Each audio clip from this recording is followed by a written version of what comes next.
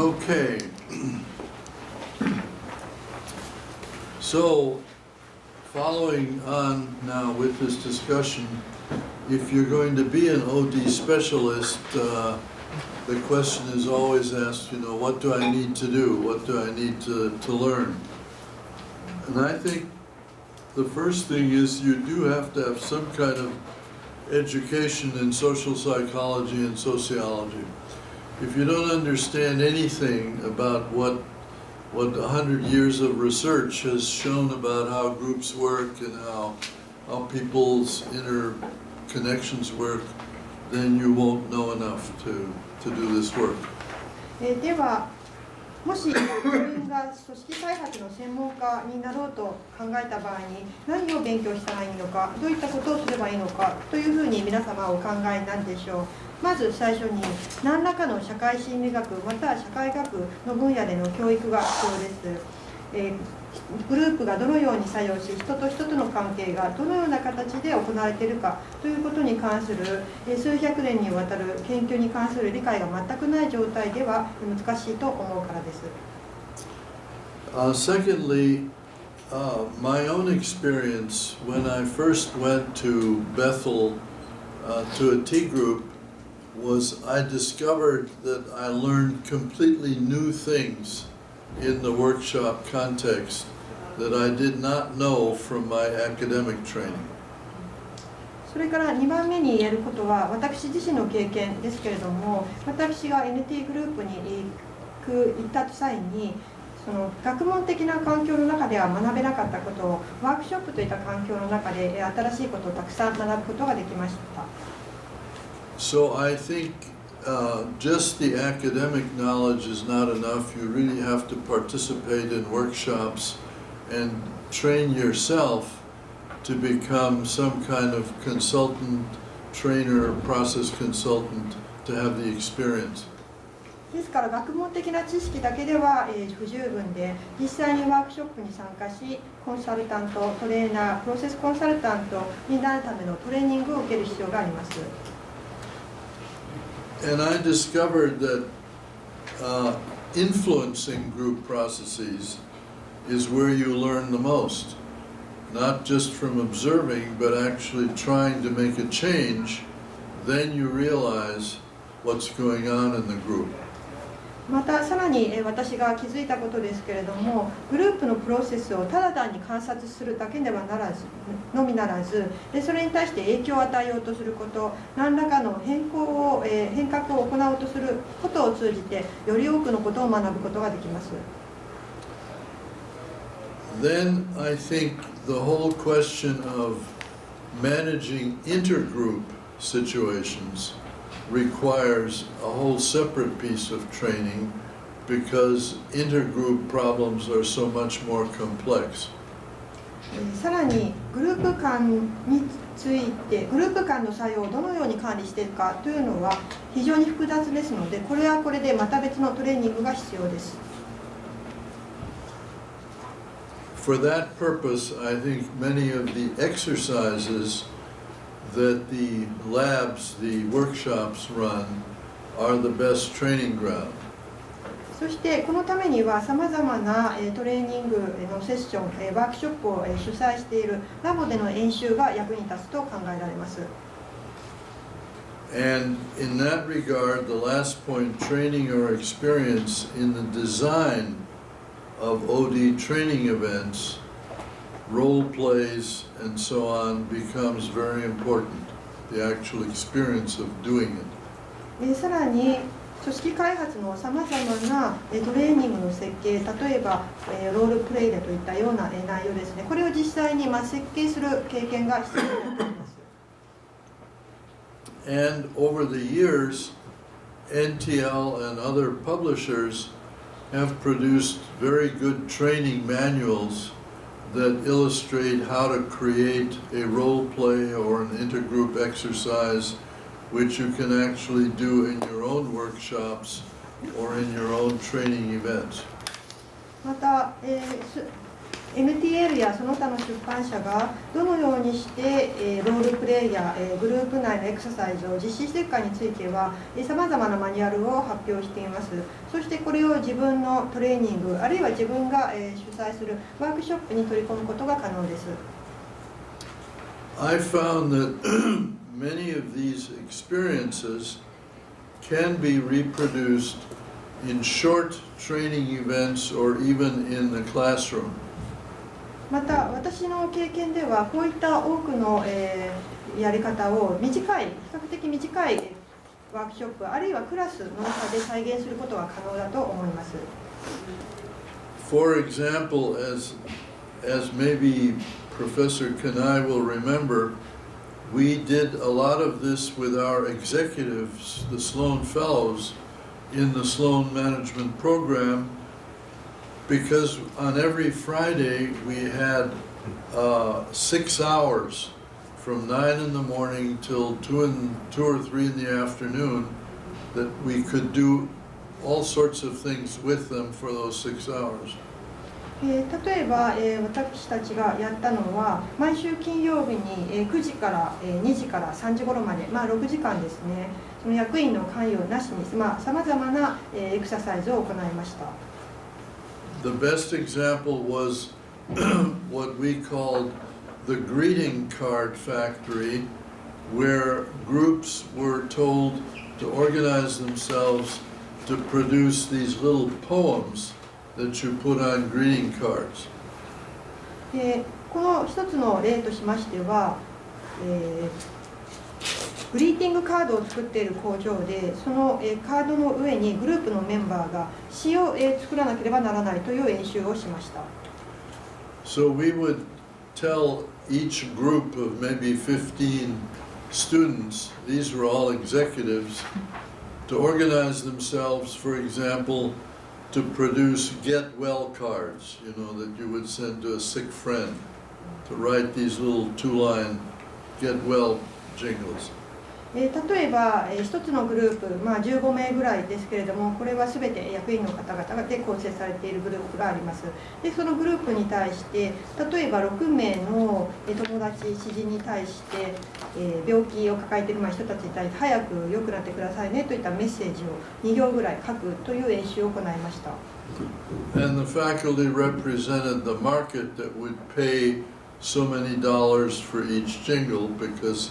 it was a productivity exercise to see who could produce the most of these 2-line jingles. そして工場を実際の市場に見立てて、誰がですね、そのメッセージに対し、メッセージの書かれたカードに対してどれだけお金を払って買うことができるかということを見ました。なぜならばこれは生産性に関する練習だったからです。We ran this for many years, and every group always reproduced an entire organization from CEO, marketing manager, chief of finance, and used up most of their 15 people in these regular jobs, and then said, now, who's any good at writing? そしてこれをこの工場では何年も続けました。CEO の付属のグループ、マーケティングのチーム、あるいは会計財務のチームといったさまざまなグループから15人の人たちを出してグループを作り、この演習をし、そして誰が最も素晴らしい、カードの文句を書くことができるかということを見ていきました。And the big learning point was,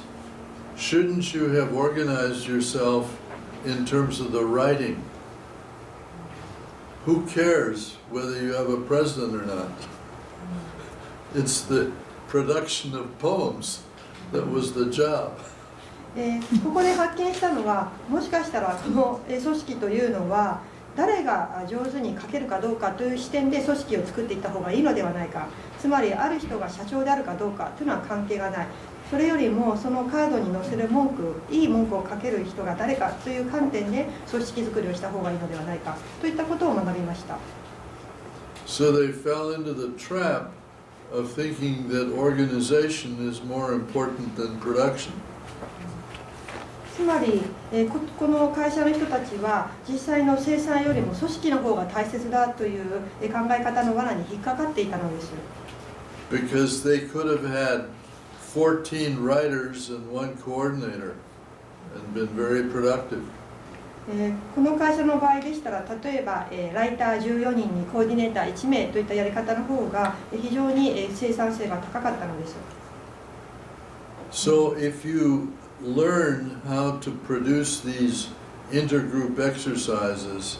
or change programs, you then have a powerful tool for helping executives and managers learn about their own systems. このようにして、組織間の作用に関するプログラム、あるいは変革を促すためのプログラムを実施することによって、役員、あるいは監督者に対して自分たちのシステムについてよく理解させることができます。Okay. Now, OD works at different client levels. You know, if you look at the use of OD in the US, you'll find it all over the place. There is no single one form. では次に異なるクライアントのレベルにおける組織開発ですが、アメリカでの組織開発の実用例を見てみますと、一つの形式があるわけではなく、さまざまな場面で適用されています。So you will find OD people working on basic organization, on strategy, on human resource policy, and most importantly on culture management and culture evolution. ですから、例えば組織開発の人たちが基本的な組織に取り組んでいたり、あるいは人事方針に取り組んでいたり、会社の方針に戦略作成に関わっていたり、そして何よりも大切なのが文化管理に携わっていたりします。Especially with a young company, one of the most important jobs of the OD specialist is to help the entrepreneur or the founder to evolve the kind of culture that they want their company to be. 特に若い会社に対して組織開発の専門家ができる一番大切な仕事は、その創立者が求めているような会社の文化を作れるようにお手伝いすることです。Or as an example of culture change, supposing one of your companies decides that lifetime employment is no longer feasible and you want to develop a program to get the employees to begin to take more responsibility for their own career. あるいは文化的な変革の例としては、例えば、サービスを提供している会社の一つが終身雇用はもうこれからの時代に合わないというふうに考えるのであれば、社員が自分のキャリアに責任を持てるようにするようなプログラムを策定することです。So the CEO would want to use an organization development consultant to help him or her figure out all the different ways that the culture would have to change to begin to enable employees to take more responsibility. It would be a big program. そういった場合には、例えば会社の CE が組織開発のコンサルタントを雇って、会社として終身雇用制をなくすような社風を作るための会社の文化を変えていく手伝いをさせるのです。Then the next stage might be once the CEO has figured out kind of what he or she wants to do, then the OD process might involve the whole top management team around these same questions, where the role of OD would be to get that team involved in the new strategic direction. また次の段階としては CEO が次にこれをしたいということがはっきり分かっている場合には、組織開発者の専門家は役員チーム全体に対してこの CEO が考えている戦略的方向に巻き込んでいくことをします。A very common process that is used would be for the OD person to interview every member of the top management team to see what their concerns were about implementing the new strategy. このやり方でよくあるプロセスとしては、組織開発の専門家が役員の一人一人にインタビュー調査を行い、この新しい戦略についてどういった懸念を持っているかを聞き出すことです。Then what the team members have said would be summarized by the OD specialist and brought to a joint meeting with the CEO to discuss collectively how they will implement the strategy given all the concerns of the members of the group. そして聞き取り調査で分かったことを組織開発の専門家がまとめ、そしてこのまとめた内容に基づいて CEO も含めた形での共同ミーティングを行います。そして集団としてこういった上がってきた懸案事項を踏まえて今後どのような戦略的方向性を取るかを話し合います。And again, I think that my understanding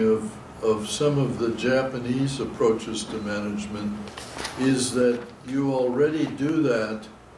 if the boss, before announcing a decision, takes time to talk to his subordinates about their input so that when the decision is made, the boss knows a little bit what's on the subordinate's mind and what suggestions they have. そして私の理解では日本の多くの組織ではこういった経営方法が取られていると思います。つまり最終的な決定が行われる前に上司にあたる人が部下に事前に意見を聞いておく、部下の考えを聞いておくということが行われています。そして決定が行われる際にはすでに部下の考え、意見というのを踏まえた形での決定になっているのです。In your discussion later, I would like you to tell me whether this practice of talking to your subordinates before you make a decision is still today a common Japanese process. 後で、皆様方がお話、ディスカッションの時間がありますので、その時にぜひ教えていただきたいのですが、今でも日本の組織の中では、最終決定をする前に上司が部下の意見を聞くというやり方をやっていらっしゃるのかどうか、ぜひ教えてください。When the top management team has figured out what they will do, then the same process has to occur to involve the next layer of the organization. And again, it would be the OD specialist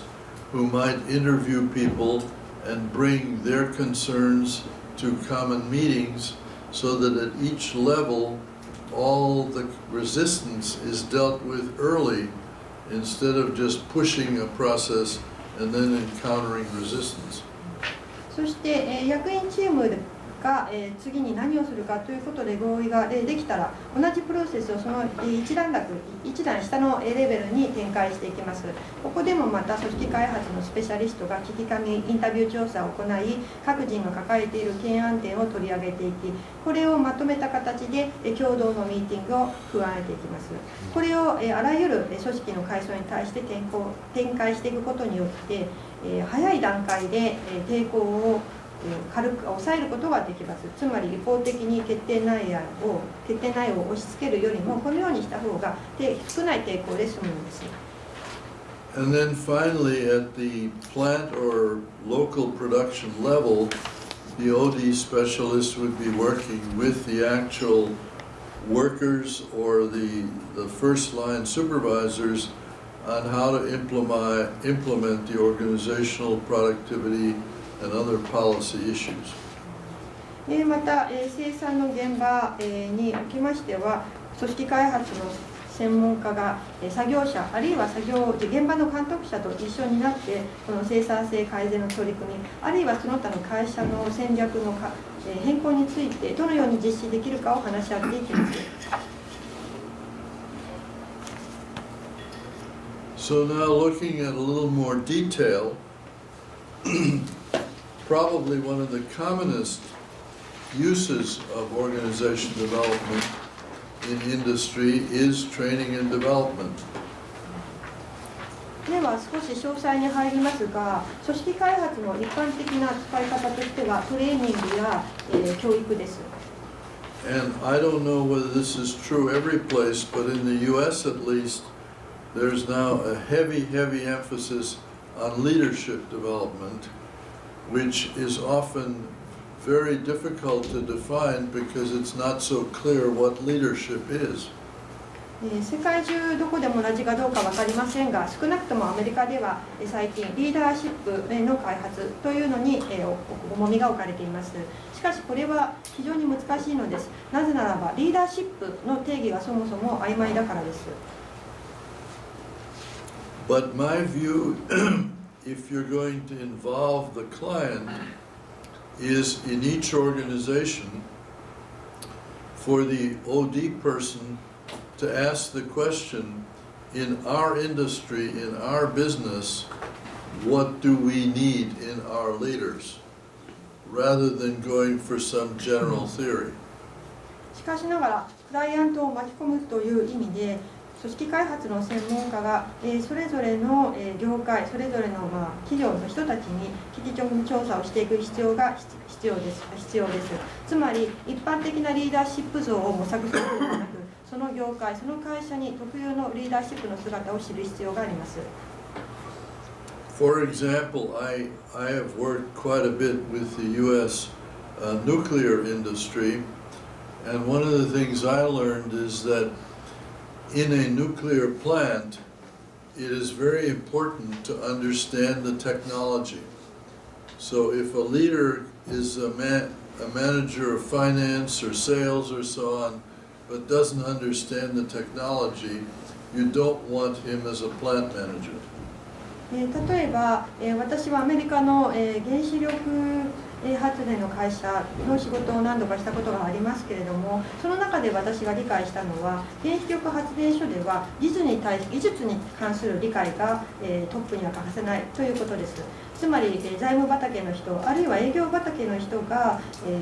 発電所の所長になったところで技術に対する理解が全くなければ所長としては、難しいのです。This has been a particular problem in power companies because a power company may have a coal-fired plant and a nuclear plant on the same site.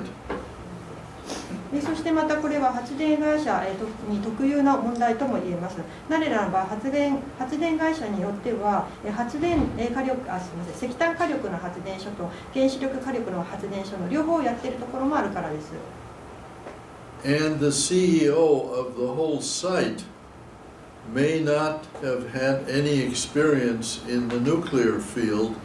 and therefore may have no sense of how really to deal with the nuclear plant. そしてこういった場合に CEO が原子力畑の経験が全くないので、原子力関係についてはどのように取り組んだかいいか全く知識がないということにもなりがちです。And I think as we learn more and more about nuclear accidents, particularly the accident that you suffered at Fukushima, we will find that part of the problem is that some people who were making decisions did not fully understand the technology and the issues. そしてまた、原子力発電について学べば学ぶほど、特に日本での福島原発の事故などの地図でも考えてみると、一番の問題は意思決定を行っている人たちが必ずしも技術について、原子力の技術についてきちんと理解しているわけではなかったという点が挙げられると思います。So the development of leadership development depends very much on the local situation in your particular industry. ですからリーダーシップの育成というのは特定の業界の特定の場所の要件に非常に左右されます。A very dramatic example in the British-Dutch company Lever Brothers is taking young executives into a completely different environment out in the desert someplace and putting them through extreme conditions to see who has the kind of interpersonal skills and the strength to tolerate unusual conditions.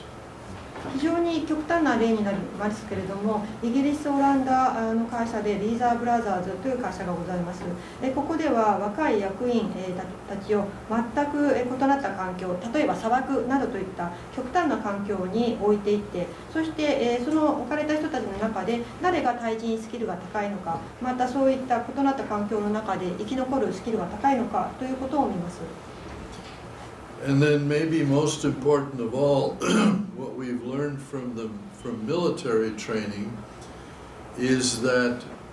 assessing and developing the personal trust level and integrity of the leader may be the most important of all, because in the military, if the leader does not trust his troops, and if the troops don't trust the leader, then you have a very ineffective unit.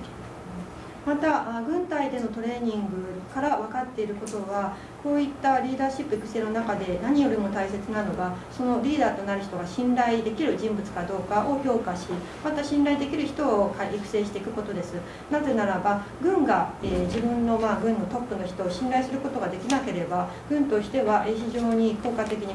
役割を果たせなくなるからです。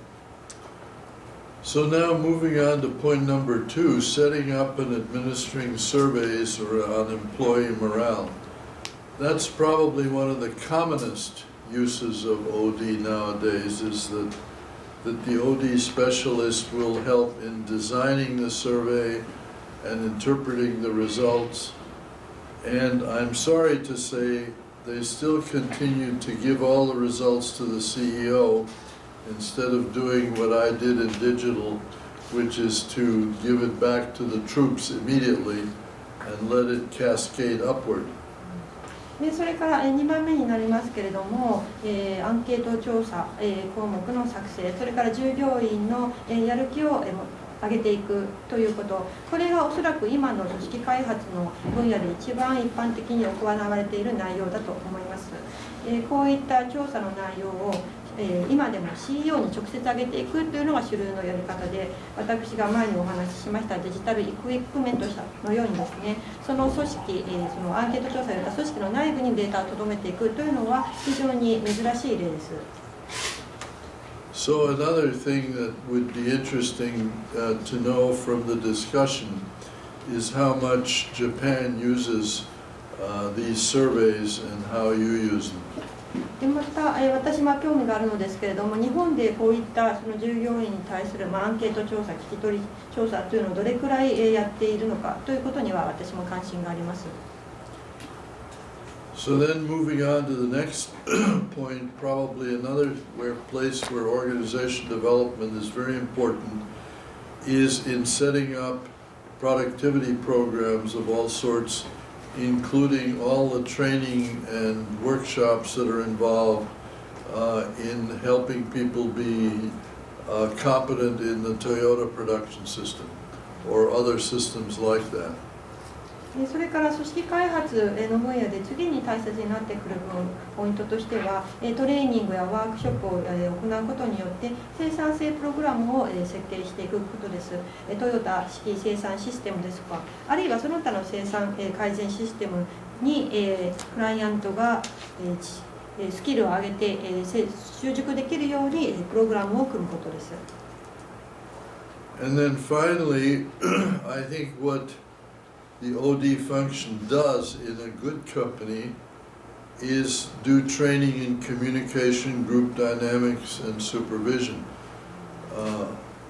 We assume that people know how to do these things, but in my experience, senior executives are very bad at communication and group dynamics and supervision. They've had very little training in it. そして最後に組織開発の分野で大切になるのがコミュニケーション、グループダイナミクス、また監督なのです。これは実は非常に大切で、私たちは、多くの人がこれはすでに上手にできるものというふうに、想定してしまいがちですけれども、実は上級役員の中にはこれが非常に、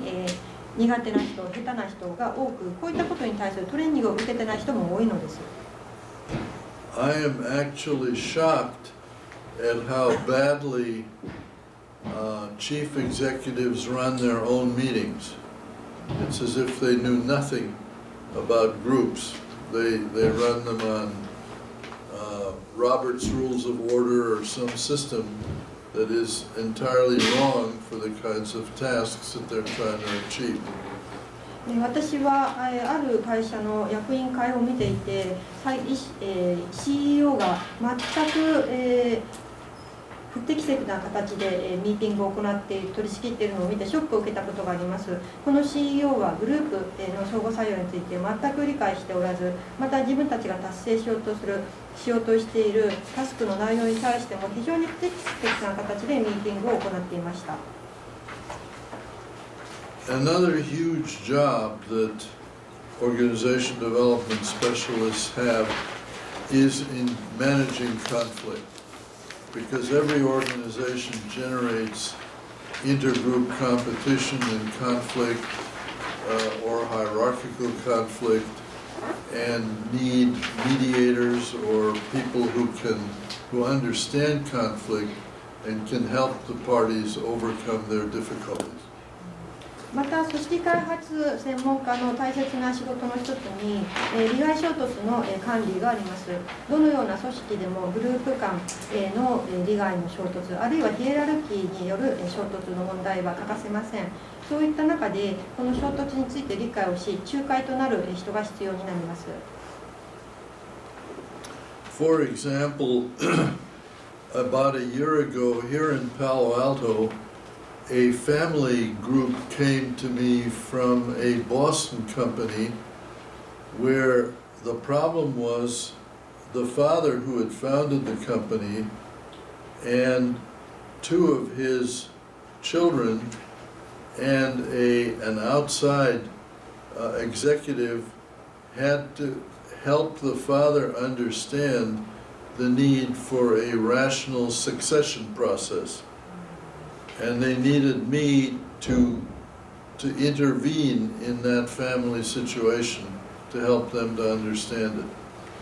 例えば、約1年ほど前になりますけれども、ボストンで会社を経営している、家族経営の会社を経営している家族の人方がパロアルトの私に会いに来ました。そこでは創業者である父親と、それから2人の子供、それから外部の役員の人たちがこの創業者である父親に対して合理的な会社の後継者を決めるプロセスを作る必要性について理解させようとしていたのですが、苦戦しており、そこで私が介入することになったのです。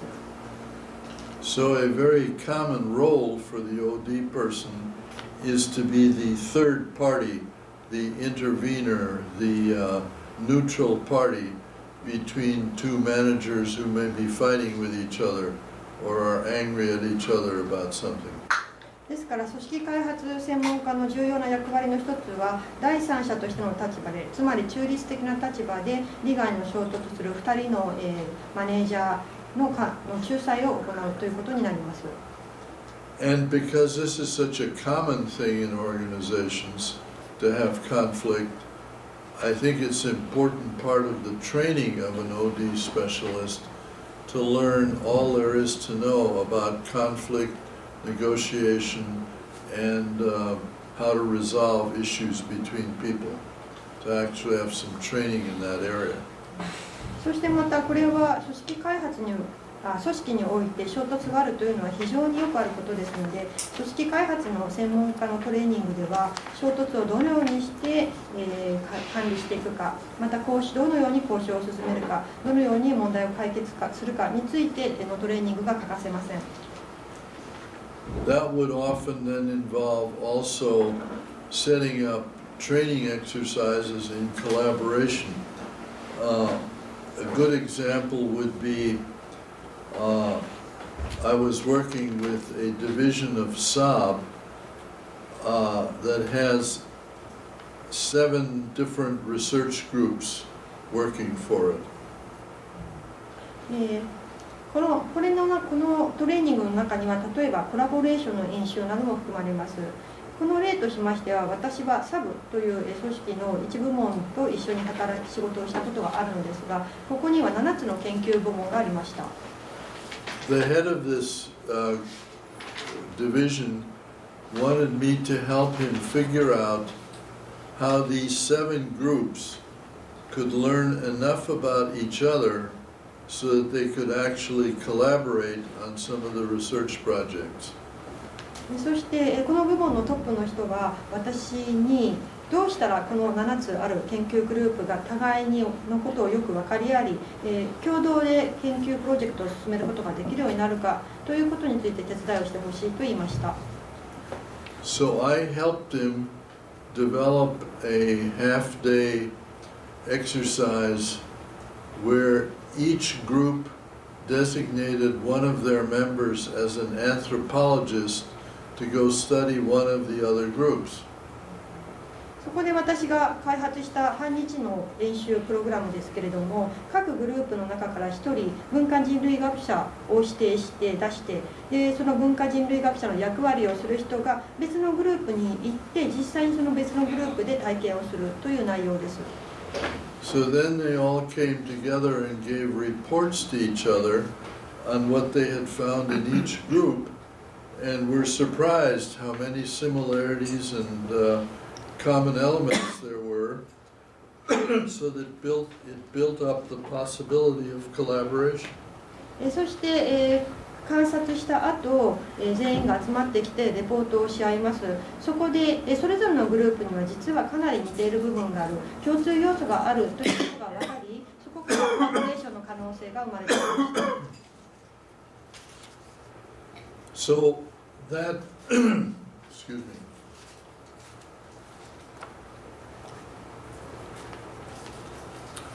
That then leads to also being able to bring groups together that may be in conflict, not just individual managers, and helping with bigger group issues like labor management, negotiation, different divisions that are fighting with each other, where the OD specialist might have to create a workshop where the groups can come together, explore each other, share perceptions of each other, and gradually work out some kind of common understanding so that they can work together. ですから組織開発の専門家はその個々の、マネージャーレベルでの衝突のみならず大きなグループ、単位での衝突についても、考える必要があります。例えば労使交渉などの場面で、あるいは、その他の部門同士で衝突がある場合に組織開発の専門家がワークショップを作り、異なったグループの人間が互いのグループについてよりよく理解し、認識をし、共通の理解に基づく時間を作れるようにするのです。So that brings us back to what do all these interventions have in common, and what therefore is the essence of organization development. And the best way to characterize that is to differentiate it from classical management consulting, where in classical consulting you study the situation and make recommendations. そしてこういった介入の中から得られる共通要素は何か、つまり組織開発のエッセンスとは何かという問題点に入ってきますけれども、まず組織開発の特徴として一つ言えることは、古典的なあるいは典型的な経営コンサルティングのスタイルとは違います。伝統的な経営コンサルティングのスタイルというのは、コンサルタントが、調査を行って、そしてその結果を推奨という形で提示するというスタイルでした。So point one is you're not selling products, you're helping. ここでの最初のポイントですが、つまりコンサルタントは製品を売っているのではなく、お手伝いをするということです。And then point two is you're involving the client in the diagnosis. Instead of the consulting company having hundreds of junior consultants run around interviewing everybody, you say to the client, how are we going to figure out what's going on here? And maybe you do the interviewing, but maybe the client does some of the interviewing himself. また2番目のポイントとしては、診断の過程にもクライアントを巻き込んで介入させるということです。つまりコンサルティング会社が何百人というジュニアコンサルタントを使ってそのクライアント従業員のインタビューを全てやるのではなくて、まず最初にクライアントに対してどういった形では調査を行っていくかという相談をし、場合によってはクライアントの社員が別の社員をインタビューするという形で関わらせるのです。What I think is the most important point is that diagnosis is intervention. You can't diagnose a situation without actually influencing how people think. そして私が最も重要なポイントだと思うのは、診断こそが介入であるという点です。人が何を考えているかということに影響力を与えずに診断することはできません。So when you involve the client himself in the diagnosis, you then automatically make sure that the only solutions that are generated fit the client's culture. そしてクライアントを診断の過程に巻き込むことによって自動的にその結果生まれる改善策あるいは解決策がクライアントの文化に合うようなものになるのです。But then you still probably have to help the client in the actual implementation. So in the power company, when they had their rules of what you should never do, it still required my helping them figure out how you get this through the whole organization to make it work. それでもやはり実際の実施にあたっては専門家の支援が必要となります。例えば先ほどの電力会社の例ではやってはいけない行動のリスト、ルールというのは策定しましたが、それをでは組織全体に浸透させるにあたっては専門家の支援が必要になります。And interestingly, the most important contribution I made was to make the senior executives recognize that middle management did not have the same incentives. They were more productivity oriented and less safety oriented. またここで私が行った一番の貢献というのは、上級役員が中間管理職が必ずしも自分たちと同じインセンティブのもとに働いているわけではない。つまり中間管理職というのは安全よりも生産性を重視しているということを認識させたことだと思います。So in a way, the biggest problem in the safety area is the problem that middle management does not necessarily have the same concern about safety because they are measured almost always on productivity. ですから安全性といった上で一番大きな問題点は中間管理職の評価はいつも生産性によって決まってくるので、中間管理職の人たちは必ずしも安全について同じインセンティブを持っていないということでした。So the next point would be that you not only help the client implement, but you also help them to become competent in figuring things out for themselves and continuing to do the OD work on their own. そして2番目に大切なことは、こういったプログラムの実施の上でお客様をお手伝いするのみならず、組織開発の専門家はクライアントが自ら問題を認識できるようになること、そして自ら継続的にこういった活動を実施できるようなスキルをクライアントが身につけられるようにお手伝いすることです。And that to me defines what I think of as process consultation, is helping the client through all these various stages rather than giving advice or telling the client what to do. そしてこれが私がプロセスコンサルテーションと提示している内容になります。すなわち各段階でクライアントをお手伝いしていく、クライアントに対してこれをしましょう、あれをしましょうと一方的に推奨案を出すのではないのです。And in that sense, process consultation is the essence of organization development. And with that, that's the end of the presentation. そういう意味ではプロセスコンサルテーションこそが組織開発の基本と言えます。私のプレゼンテーションは以上です。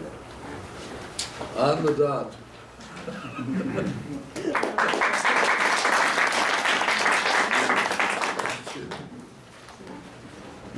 So now a break and discussion. では、休憩、それからディスカッションの時間に入ります。